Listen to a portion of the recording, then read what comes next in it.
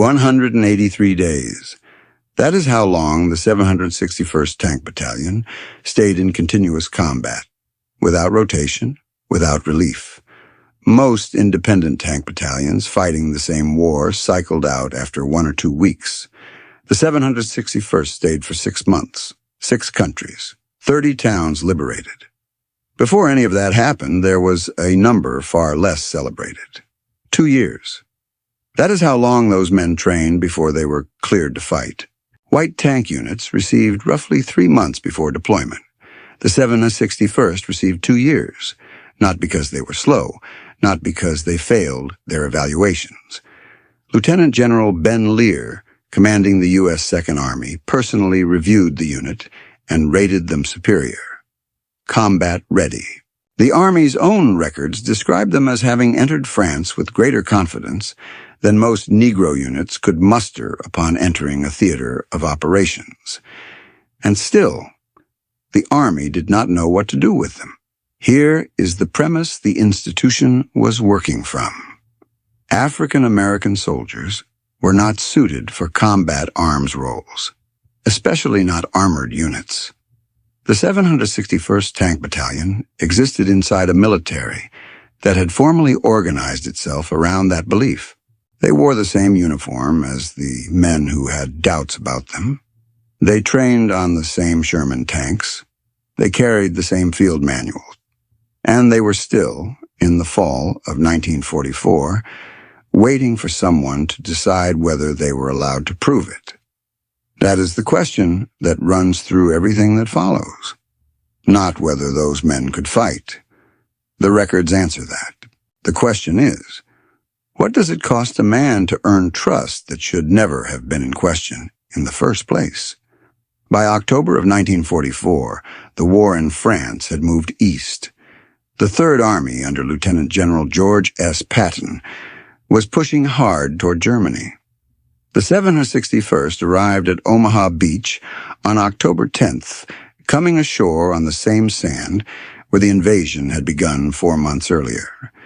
They were assigned to Patton's army at his request. Accounts differ slightly on the details of how that request came together. One version says the War Department sent him the only tank unit available, and it happened to be the Black Panthers. What is documented is that Patton asked for them, and that, in the context of that army, at that moment, was not nothing. On October 28, 1944, Patton reviewed the battalion in the field. He climbed onto the hood of an armored vehicle and spoke directly to the men. The documented words are these: "Men, you're the first Negro tankers to ever fight in the American Army. I would never have asked for you if you weren't good. I have nothing but the best in my army. I don't care what color you are as long as you go up there and kill those Kraut sons of bitches. Everyone has their eyes on you and is expecting great things from you. Most of all, your race is looking forward to your success. Don't let them down, and damn you, don't let me down." Pause on that speech for a moment, not for the profanity, for the structure. He opened with a condition: "I would never have asked for you if you weren't good." That sentence is not a compliment in the usual sense. It is a rationale. It is a man explaining to men who had been rated superior by the U.S. Army's own evaluation why he was willing to use them. The trust was guarded. The vote of confidence came with a qualifier attached. Patton's biographer, Carlo D'Este, documented that privately, Patton harbored the same doubts many white officers held about black soldiers. He was reluctant to commit them to combat. This was not a man delivering a progressive ideal. This was a pragmatic commander making a calculated decision, and then, whatever his private reservations, putting them in the line. 10 days later, he sent them into Morville-lès-Vic. The night before the attack, Lieutenant Colonel Paul L. Bates, the battalion's commander, a white officer who had consistently defended his men, was wounded. He would not be present for the first engagement, neither would several of the senior white officers. One account describes the executive officer's reaction to the front. He drove forward, looked at the terrain, and began shaking. A corporal noted what happened next. The officer climbed back into a jeep and headed to the rear. The explanation given was combat fatigue. He had not yet been in combat. The men of the 761st went into Morville-lès-Vic without the officers who had been designated to lead them. They described it later as an inferno. Staff Sergeant Warren G.H. King's lead tank was knocked out by a German Panzerfaust inside the town. 2 of his crew were wounded. His men dragged them to safety behind the burning hull and then killed the soldier who had fired the Panzerfaust. King himself ran to help a wounded white infantryman. He was shot in the process. He refused evacuation. 12 days later, he was killed in action.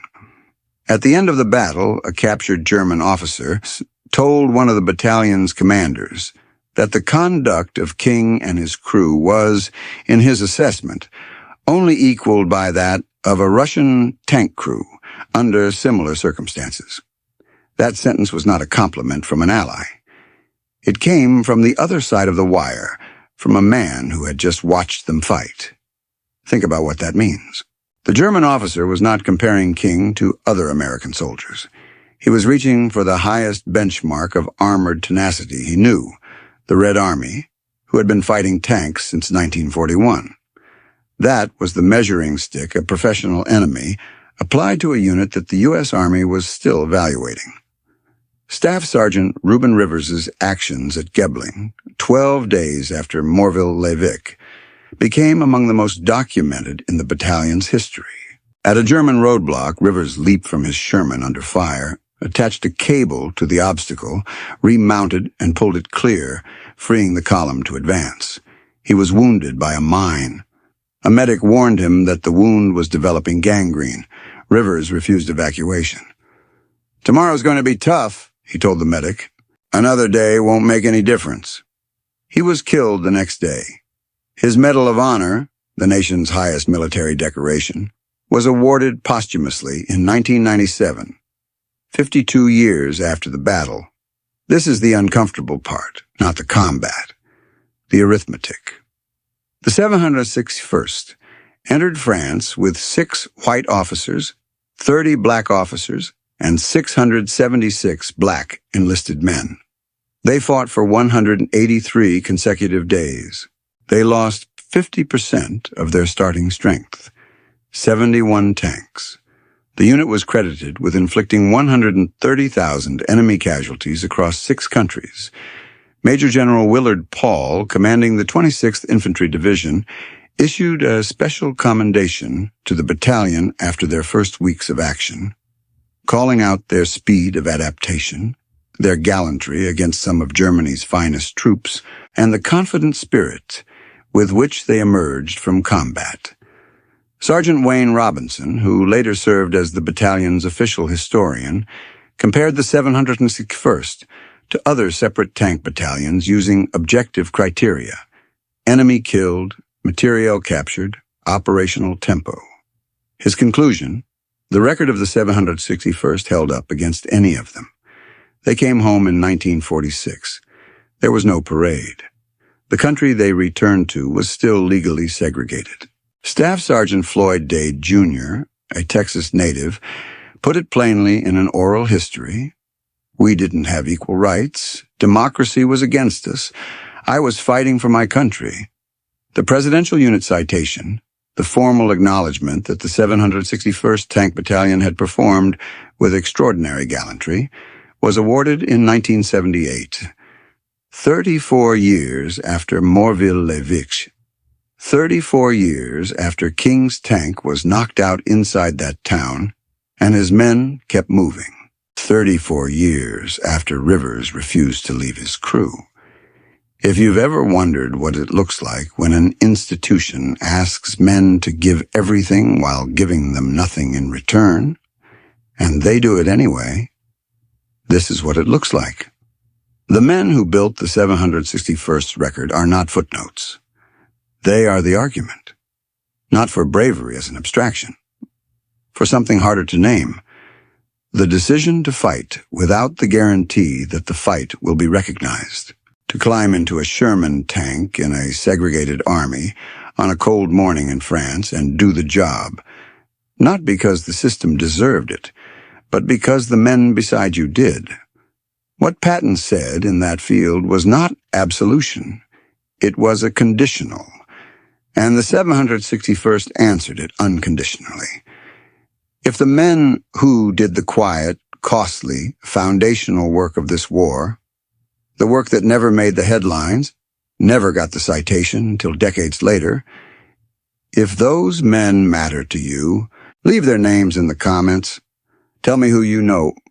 Tell me what your family remembers. They came out fighting. They always did.